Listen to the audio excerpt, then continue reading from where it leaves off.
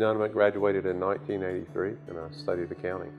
I had not planned to go to college. I had planned, after I graduated, to go into my dad's business. He was an electrician, and he had an electrical business. I probably started going my first service calls with him when I was 14. And my accounting teacher in high school came to my band director and said, "Hey, we noticed you haven't applied to any colleges. Are you thinking about going to college?" And I told him I was planning to go to work with Dad, and he said, "Well, your accounting teacher thinks you ought to consider college."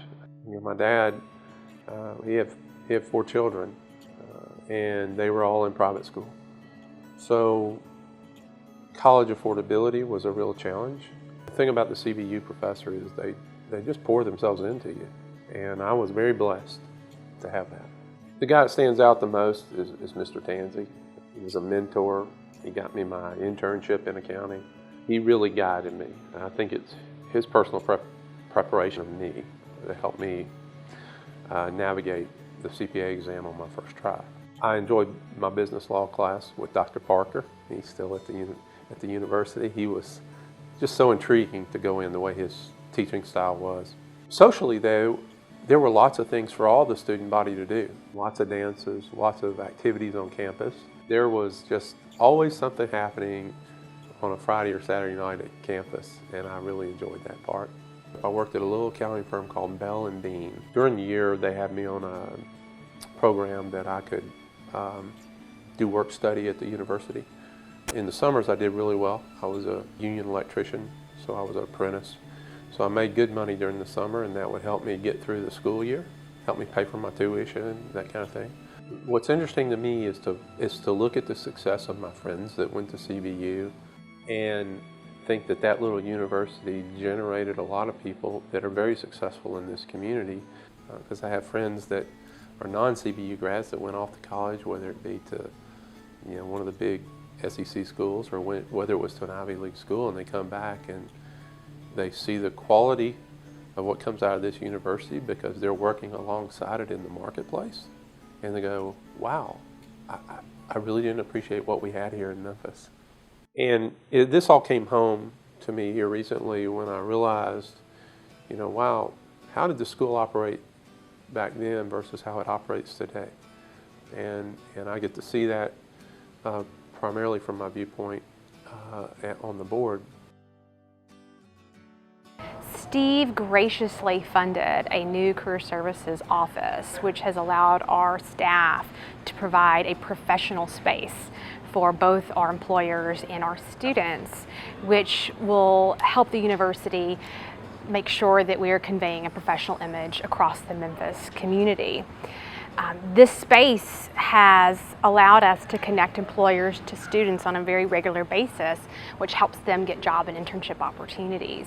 In addition to his gracious financial donation in creating this amazing new career services office, also contributes his time and his energy and his talent. He has come out for multiple programs and events, everything from Advice from the Big Bucks, where he talked about his success and gave advice to students on how they could also achieve career success, to coming out and speaking to our Delta Sigma Pi students on how he was a Delta Sig, and again on ways that they can also be successful.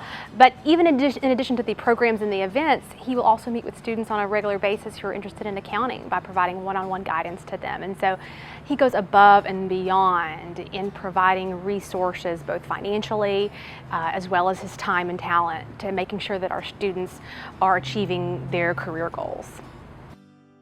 Steve is a true LaSallian. He's a man of faith, and he serves the community in many ways. He's active with our business and accounting camps here in the summer.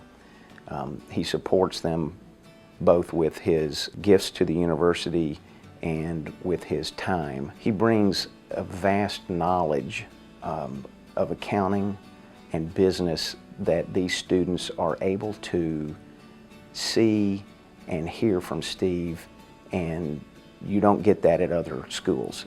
I wouldn't have been able to go to Christian Brothers University had it not been for so many of the classes being taught by brothers. They made an investment directly in me. And had they not made that investment, then I doubt that I would have been able to get the education that I got at Christian Brothers and been able to enjoy the career that I've enjoyed. And I would say that's probably true for many, many, many of our alumni.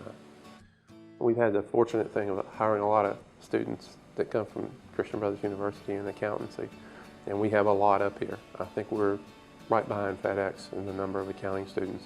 Kids that go to Christian Brothers University are hardworking kids. They're ingrained with a work ethic. They're that high potential student that really values their education. You're working with people in this business, and people want to work with people they feel confident with and trust. And CBU lays that foundation. It's had a history of doing that, and it still does that today. I get a great deal of vitality watching a student make a presentation, and you're going, I don't think I could have done that as a student. And it just invigorates you. It gives you hope. Education is, I mean, there's just one word that comes out on the other side of the equation, it's hope. And education is a good thing.